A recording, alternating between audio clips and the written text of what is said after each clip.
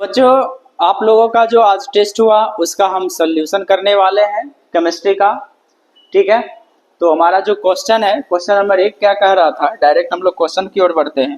Question number 1 कह रहा है कि ए है ना, बी का परिवर्तन द्वितीय कोटि की अभिक्रिया है। यदि ए का सांद्रण 2 गुना कर दिया जाए तो प्रतिक्रिया की दर निम्नलिखित में से है ना कौन सा गुणक से बढ़ता है। तो कहने का मतलब क्या हो गया प्यारे बच्चों, ये हमारे पास रिएक्शन दिया हुआ है। ठीक है, ए से बी हो रहा है और बोल रहा है, जो हम जानते ही हमारे पास क्या होता है, फॉर्मूला होता है आर बराबर के, है ना, ए पर पावर एक्स होता है।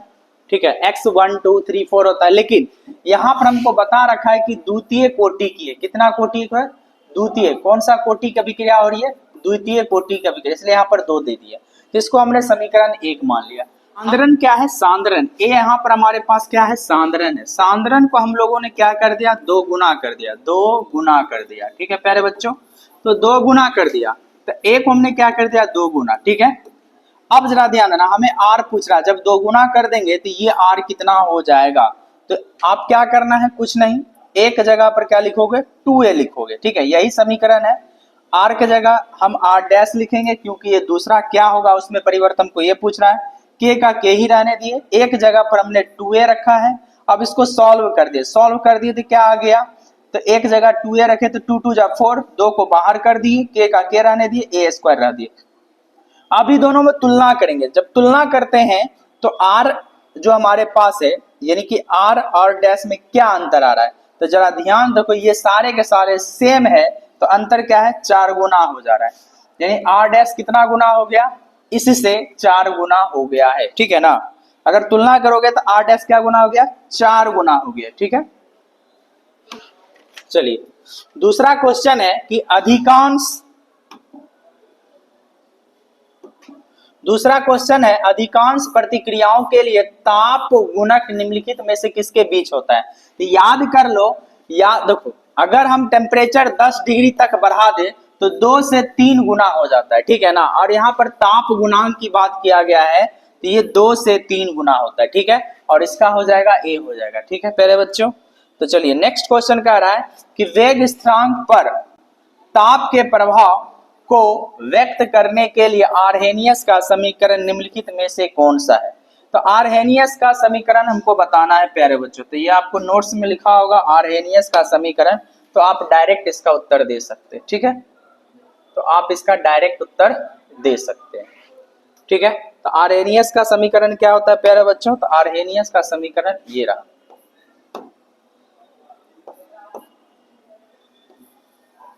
ये डी। ठीक है ना, तो क्या लिखा हुआ है?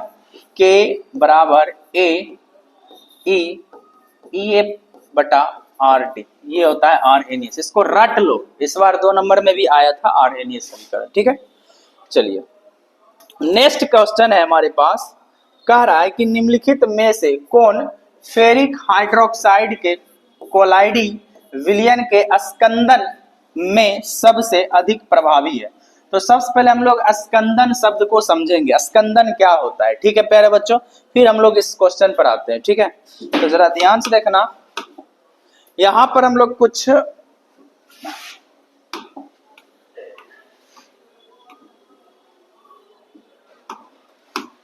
देखो, स्कंदन शब्द का मतलब क्या होता है। देखो, अगर हमारे पास कोई कोलाइडी विलयन रहेगा प्यारे बच्चों, क्या रहेगा?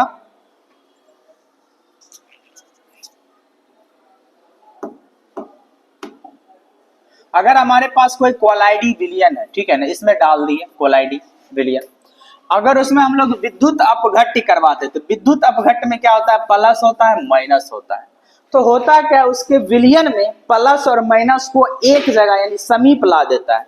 अगर समीप लाता है, यानी कोलाइडी विलयन में जो प्लस होगा, जैसे प्लस होगा माइनस निगेटिव रखने वाला होगा, प्लस माइनस के साथ और माइनस प्लस के साथ क्या होता है? एक साथ क्या होता है? इकट्ठा हो जाता है। ठीक है ना, तो उसको हम बोल देते हैं स्कंदन बन गया। कहने का मतलब क्या है? कोलाइडी विलयन है, अगर उसमें हम लोग विद्युत अपघट्य करवाते हैं तो विद्युत अपघट्य कराने के बाद एक अवक्षेप बनता है। क्या बनता है प्यारे बच्चों? अवक्षेप बनता है, उसी को हम लोग क्या बोलते हैं? स्कंदन बोला जाता है। अब हमारे पास प्रश्न क्या है, तो FeOH है ना, तो ये हमारे पास है हॉयल थ्राइस है, ये हमारा कैसा नेचर रखता है, ये कोलाइडी कण है। सिंपल सा क्वेश्चन में दे रखा है, ध्यान से देखना है। क्वेश्चन में क्या कह रहा है प्यारे बच्चों, तो क्वेश्चन में कह रहा है कि फेरिक हाइड्रोक्साइड कोलाइडी विलयन के स्कंदन में सबसे अधिक प्रभावी है, ठीक है ना। तो सबसे पहले हम लोग जो है, सबसे पहले हम लोग स्कंदन को समझा। स्कंदन होता क्या है, तो स्कंदन कुछ नहीं होता है, कोई भी आपके पास कोलाइडी विलयन रहेगा उसमें हम इलेक्ट्रोलाइसिस प्रोसेस से जब इसमें क्या उसके आयनों के द्वारा हम क्या करते हैं उसको आसपास लाने की कोशिश करते हैं विद्युत अपघट्ट के द्वारा, तो एक अवक्षेप तैयार होता है। वो जो अवक्षेप होता है उसी को हम लोग क्या बोलते हैं, स्कंदन बोलते हैं, ठीक है प्यारे बच्चों। तो यहाँ फेरिक हाइड्रोक्साइड है, तो यहाँ पर जरा ध्यान देना, कोलाइडी कण यहाँ पर कैसा होता है, तो इसको ध्यान में रखना होगा। Fe3OH हॉल थ्राइस का कोलाइडी कण धनात्मक होता है। कैसा होता है बच्चा, धनात्मक होता है। तो हार्डी सुलजे नियम क्या कहता है, तो हार्डी सुलजे नियम इसमें अप्लाई होगा। कहता है किसी भी विद्युत अपघट्ट का स्कंदन करने में वह आयन अधिक प्रभावी होता है जिसके आवेश का चिन्ह कोलाइडी कण के आवेश के चिन्ह विपरीत हो। यानी अगर बोला जाए कोलाइडी कण का आवेश कैसा है, तो बोलोगे धनात्मक है, तो इसका विपरीत हमें खोजना है ऋणात्मक वाला। तो जरा ध्यान से देखना है प्यारे बच्चों, तो यहाँ पर हमारे पास ये 4 ऑप्शन था। तो KCl में K+Cl आता है, KNO3 में K+NO3 आता है, उसी प्रकार K2SO4 में K+ होता है प्यारे बच्चों, कैसा होता है, K+ होता है और SO4- होता है। उसी प्रकार K3FeCN हॉल 6 में होता है, K+ में होता है, और ये सारे के सारे FeCN हॉल 6 हो जाता है, पर पावर -3 होता है। कहने का मतलब ये हुआ कि ये तो हमारा फैक्टर नहीं होगा, ये हमारा जो है ये फैक्टर नहीं होगा, इससे हम डिसाइड नहीं करेंगे, क्योंकि हमारे पास कोलाइडी कण कैसा है, पॉजिटिव है प्यारे बच्चों, कैसा है, पॉजिटिव। तो हमें कैसा इसका विपरीत निगेटिव वाले पर ध्यान देना होगा। तो जो सबसे ज्यादा होगा वही होगा। अब देखो इसी का द्वितीय नियम कहता है, हार्डी सुलजे का द्वितीय नियम ये कहता है कि किसी विद्युत अपघट्ट की स्कंदन क्षमता उस विद्युत अपघट्ट के प्रभावी आयनों, यही लिखा हुआ था क्वेश्चन में भी, प्रभावी आयनों की संयोजकता के समानुपाती होता है। यानी जितना ज्यादा होगा संयोजकता, उतना ज्यादा प्रभावी आयन क्या होगा, प्रभावी आयनों की संख्या संयोजकता के समानुपाती होगा। अब जरा ध्यान से चेक करना, यहाँ पर ध्यान देना, ये 1 है, इस पर चार्ज 1 है, इस पर कितना है 1 है, और इस पर कितना है 3 है। इस वजह से इसका ऑप्शन क्या हो जाएगा, ये हो जाएगा, ऑप्शन नंबर डी हो जाएगा, ठीक है। आई थिंक ये आपको समझ में आ गया होगा, ठीक है। चलिए नेक्स्ट क्वेश्चन की ओर बढ़ते हैं।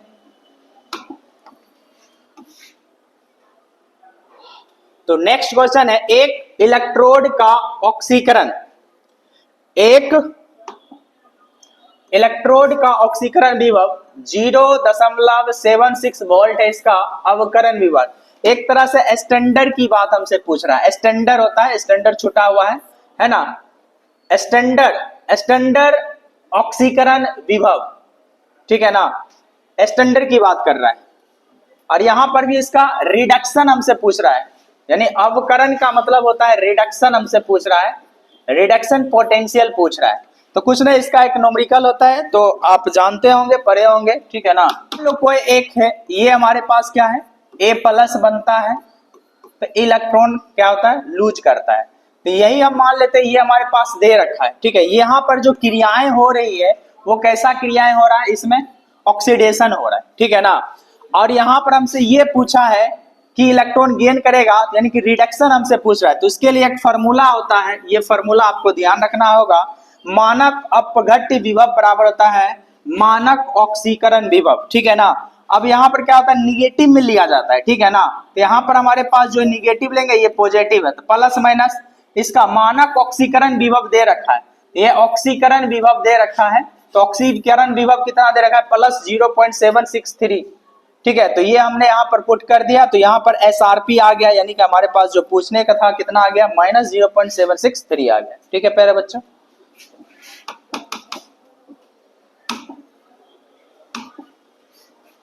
नेक्स्ट क्वेश्चन की ओर बढ़ते हैं। तो नेक्स्ट क्वेश्चन हमारे पास क्या है, बहुत ही आसान क्वेश्चन है। नेक्स्ट क्वेश्चन है कि अभिक्रिया ए बी सी प्रोडक्ट की दर है ना डी ए बटा डी टी, तो यहां पर आपको दे रखा के बराबर 1, यानी सिंपल से बात बोल रहा है इसमें इस अभिक्रिया की कोटि क्या है, कोटि हमसे पूछ रहा था। तो कुछ नहीं करना था, जो पावर होता है उसको 1 plus half, 1 plus half plus half, ये जो आपके पास 1 है हाफ, इसको सिर्फ जोड़ दो तो हाफ हाफ 1 हो गया और 1 यानी 2 हो गया। तो इसका आंसर क्या हो जाएगा प्यारे बच्चों, तो 2 हो जाएगा, बस कोटि को जोड़ देना है।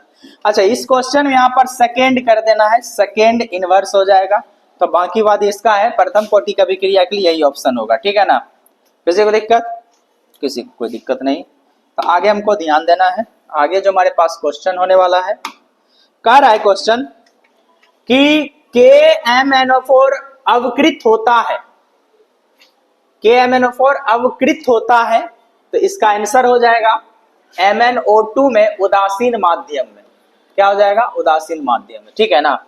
अब यहाँ पर एक क्वेश्चन है कि प्रथम कोटि की प्रतिक्रिया के लिए 99.9% पूर्ण होने के लिए कितनी औसत आयु आवश्यकता होगी। तो औसत आयु जो होता है हमारे पास 99% बोल रहा है, तो 6.93 हो जाएगा इसका आंसर, ठीक है। आगे हमारे पास है क्वेश्चन नंबर 12 है, तो ये आपका ये सिलेबस से क्वेश्चन नहीं था, ये आपका इनऑर्गेनिक केमिस्ट्री से है, जिसका नाम है कोऑर्डिनेट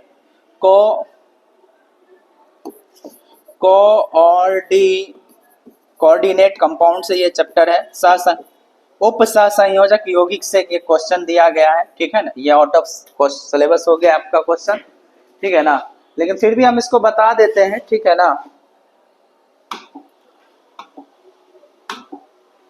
हाँ, इसमें जो हमसे पूछा गया K4FeCN हॉल है ना 6 में Fe का प्रसंकरण, तो Fe का प्रसंकरण हमको निकालना है। तो Fe का प्रसंकरण जो निकालना है, सबसे पहले हम क्या करेंगे, जरा ध्यान देना है।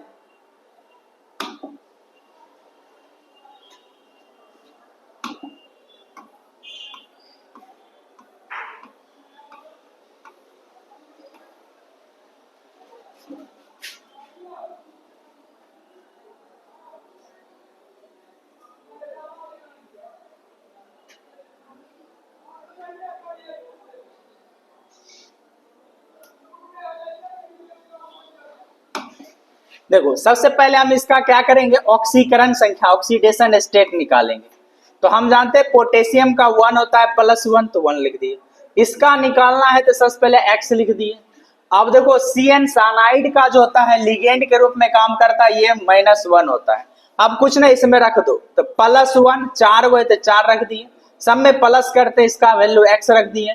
इसका होता है -1 6 हुए तो 6 को रख दिए। इसको जब सॉल्व करेंगे तो x का वैल्यू कितना आ जाएगा, 2 आ जाएगा, ठीक है।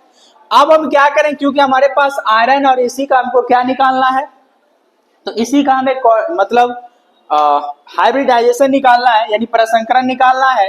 तो पहले हम आयरन का देखेंगे, इसका आयरन का जो होता है 26 होता है, तो 26 में होता है तो आर्गन 18 को यहाँ हो जाएगा 18 और 2 20 26 हो गया। ये हमारे क्या लिखा है, तो ये हमने इसका इलेक्ट्रॉनिक कॉन्फ़िगरेशन लिखा है।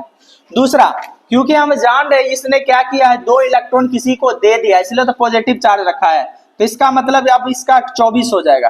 कितना हो जाएगा, 24। तो 2 निकाल दिए, तो आर्गन क्या हो जाएगा, 3d6 हो जाएगा। अब इसको हम क्या करेंगे, ऑर्बिटल के रूप में लिखेंगे। देखो 3d मतलब 3d में d के बाद क्या होता है 4s और 4p, इसका खाली ऑर्बिटल होता है, ठीक है ना। तो इस तरह से हम क्या करें, अंतिम वाला में 6 गए थे, 1 2 3 4 5 6 करेंगे। अब क्या होता है, अच्छा ये कहां से आया, तो ये इसके खाली ऑर्बिटल होता है, इसमें पाया जाता है, ठीक है प्यारे बच्चों, इसमें क्या पाया जाता है, खाली ऑर्बिटल d पाया जाता है, ठीक है ना, सॉरी 4 और p। अब जरा ध्यान देना, इसका कोऑर्डिनेशन नंबर जो होता है ना, प्रबल लिगेंड है ना, युग्म बनाएंगे, युग्मन करेंगे, यानी कि ये जो है जंप करके इसमें आएगा, फिर ये जंप करके इसमें आएगा, तो ये पेयर बन जाएगा। सबको हम लोग क्या करते हैं, इसमें पेयर करते हैं। तो पेयर करने के बाद जो यहाँ पर जरा ध्यान देना, ये हमारे पास है d का 2 गो कक्षक खाली होगा, और यहाँ पर x का 1 होता है, और p का 3 ऑर्बिटल खाली है। तो इस तरह से d2sp3 इसका प्रसंकरण क्या हो जाएगा प्यारे बच्चों, तो ये हो जाएगा d2sp3 इसका प्रसंकरण। ये जो खाली वाला है उसको हम लोग क्या करते हैं, सबको मिला के मर्ज करते हैं और फिर उसका हम यूज करते हैं, इसलिए इसका जो प्रसंकरण हो जाएगा क्या हो जाएगा, D2sp3 होगा। ठीक है, चलिए नेक्स्ट क्वेश्चन की ओर बढ़ते हैं।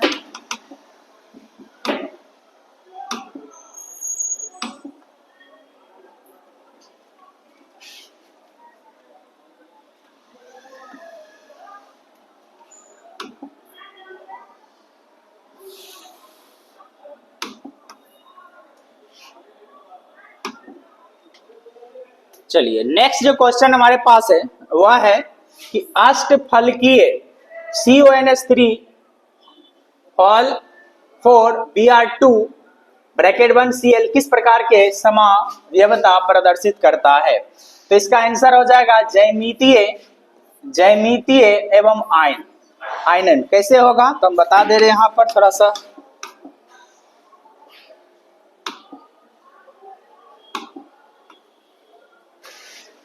तो यही आपका क्वेश्चन है, तो जरा ध्यान से देखना है। ये भी क्वेश्चन आपका कहाँ से आ जाता है, तो ये क्वेश्चन आपका आ जाता है कोऑर्डिनेट कंपाउंड से आता है, वहां से वो क्वेश्चन है। ये भी क्वेश्चन आउट ऑफ सिलेबस है। ठीक है, तो जरा ध्यान देना है कि CONH3 क्या करेंगे बच्चों। तो एक बात और बता दे रहे, ये जो दो क्वेश्चन है आउट ऑफ सिलेबस है, ये जो दो क्वेश्चन है, ये इस क्वेश्चन के लिए +2 सभी बच्चे को मार्क्स मिलेगा तो मिलेगा। ठीक है, ये दो क्वेश्चन आपके सिलेबस से बाहर से पूछा गया है ना, इस वजह से इस क्वेश्चन का नंबर आप में नहीं जुड़ेगा, और जुड़े वो करेगा तो +2 सब में देंगे, +2। यानी अगर किसी का मान लो अगर 30 आया है तो ये दोनों क्वेश्चन को छोड़ के या गलतो बनाया होगा तो उसको +2 करके 32 कर देंगे। ठीक है, 32/50 कर देंगे। ठीक है, यानी कि ये दो क्वेश्चन जो है आपके सिलेबस से बाहर था, इसलिए इसको हम नंबर प्लस करके दे देंगे। ठीक है, तो इसको समझ लो। ये हमारे पास क्या होता है, ये एक अष्टफलकीय हमारा होता है। कैसा होता है बच्चों, अष्टफलकीय होता है संरचना अगर देखा जाए तो इसमें अष्टफलकीय पाया जाता है। समावयवता की बात किया तो एक ज्यामितीय समावयवता पाया जाता है और दूसरा आयनीकरण समावयवता। तो आप जो है समावयवता जब पढ़े होंगे है ना बेसिक क्लास मतलब 11th में भी, तो वहां पर भी आपको कुछ ना कुछ आइडिया मिला होगा। तो वहां पर जरा ध्यान देना, इसका जो स्ट्रक्चर होता है कुछ इस प्रकार होता है। ठीक है ना, यानी कि Br को साइड में रखते हैं है ना, NH3 यहाँ पर कर देते हैं। अब जब दूसरा बार करते हैं तो ये इस जगह पर होता है Br ला देते हैं, क्योंकि यहाँ पर 180 डिग्री कोण बनता है और यहाँ पर 90 डिग्री का, तो इस वजह से हम इस पोजीशन को बोलते हैं सिस और इस पोजीशन को हम बोलते हैं ट्रांस बोला जाता है। अच्छा, क्लोरीन क्या होता है, थोड़ा साइड में बनता है। ठीक है ना, साइड में लगाया जाता है। ठीक है, अब जरा ध्यान देना, यही चीज है। अब इसको हम दो रूप में लिख सकते हैं। ये जो Cl है तो Cl है तो बाहर है, तो यहाँ पर आयन के रूप में हमारे पास है। और दूसरा रूप क्या हो सकता है, ये जो Br है, एक Br बाहर हो जाएगा और Cl अंदर हो जाएगा। तो इस तरह से इसका इस रूप में भी हम इसको लिख सकते हैं। इस तरह से बोलते हैं आयनीकरण समावयवता भी शो करता है आयन के रूप में। किस रूप में, आयन के रूप में। ठीक है,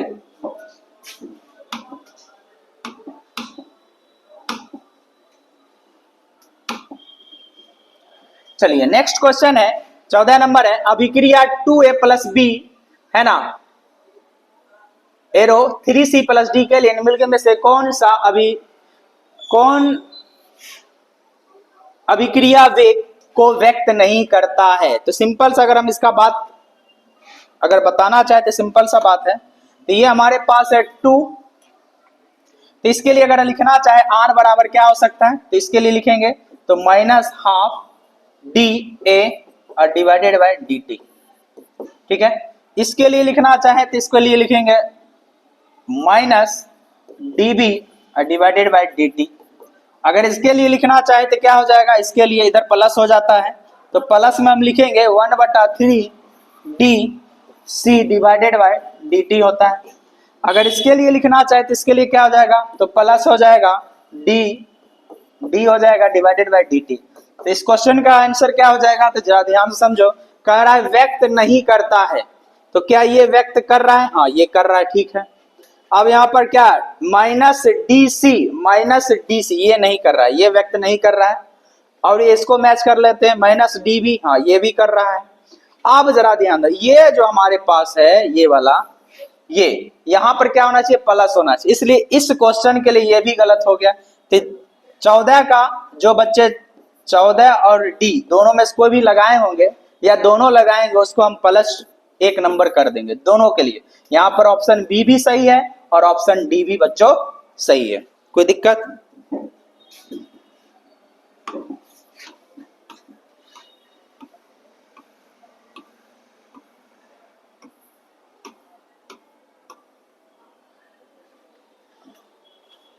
ध्यान देना है प्यारे बच्चों, क्वेश्चन नंबर 15 जो कह रहा है, 15 जो है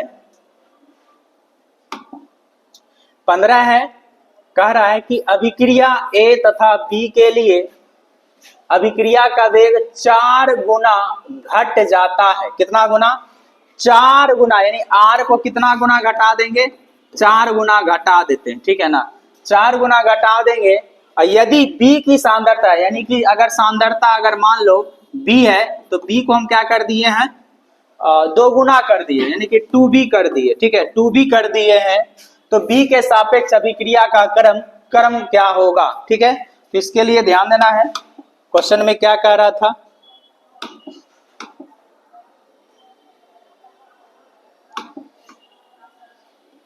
ठीक है, तो क्वेश्चन नंबर 14 जो है 15 नंबर, तो 15 जो हमारे पास प्यारे बच्चों क्वेश्चन है तो कह रहा है कि यहाँ पर कि ए और बी है, यानी कि यहाँ पर 2 को अभिक्रिया हो रही है, यानी कि ए है, ए तथा बी, अभिकारक क्या है? ए और बी है, ठीक है ना।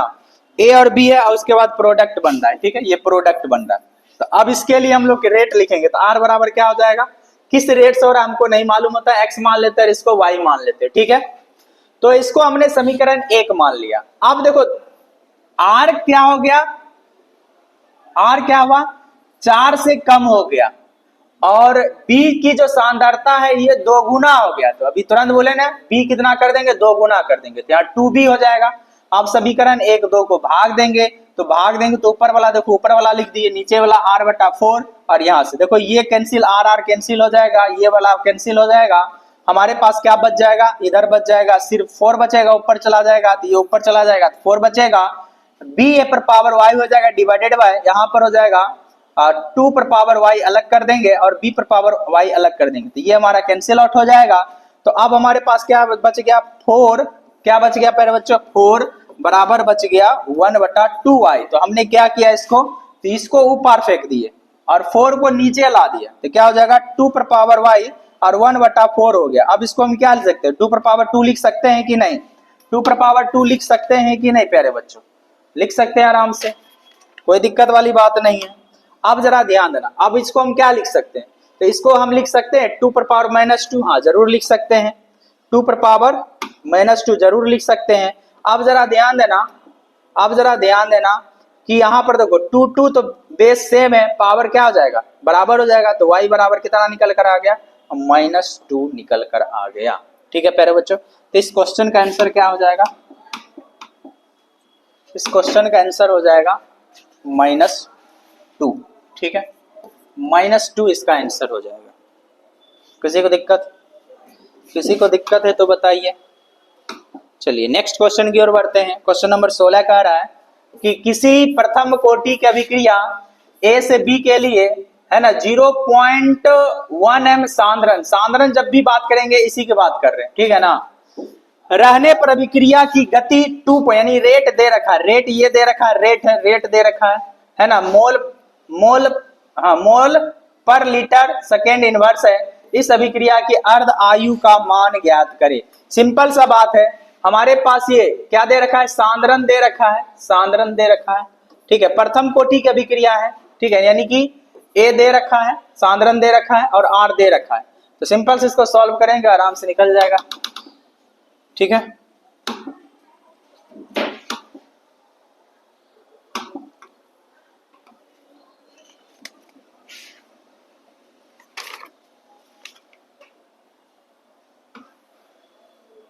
देखो ध्यान देना, ये हमारे पास दिया हुआ ए से बी, ठीक है, आर बराबर क्या हो जाएगा? के बराबर ये ए सांद्रण हो जाएगा। अब आर हमारे पास दिया हुआ है 2 गुना 10⁵ मोल पर लीटर पर सेकेंड। अब यहां पर दिया ए दे रखा है, ए दे रखा 0.01, इसको हमने क्या कर लिया? ये मोल पर, इसको हम मोल पर लीटर बदल दिए, ठीक है ना। यानी सिंपल सा बात है, ये जो हमारे पास है पॉइंट उड़ेगा तो क्या लिखाएगा, ठीक है ना। इसको हम मोल पर लीटर भी लिखते हैं, ठीक है ना। मोल को हम क्या लिखते हैं, मोल पर लीटर भी लिखते हैं। आप जरा ध्यान दें, के बराबर क्या हो जाएगा, के ये आर के नीचे आ जाएगा, तो आर के नीचे आ गया, ठीक है। अब जरा ध्यान दो, सबका वैल्यू पुट कर दो, पुट करने के बाद 2 गुना 10⁻³ पर सेकेंड आएगा, ठीक है। अब हमारे पास जानते हैं अर्धायु का सूत्र क्या होता है, यही होता है टी हाफ 0.693 डिवाइडेड बाय और 2 गुना 10⁻³ ये हम यहाँ पर पुट कर दिया। अब इसको सॉल्व करेंगे, सॉल्व करने के बाद जो आएगा ये आएगा, लेकिन हम लेंगे क्या, लगभग ये लेना है, 347 सेकेंड हो जाएगा, यही हमारा आंसर हो जाएगा, ठीक है। अगर किन्हीं बच्चे को दिक्कत है तो बताइए।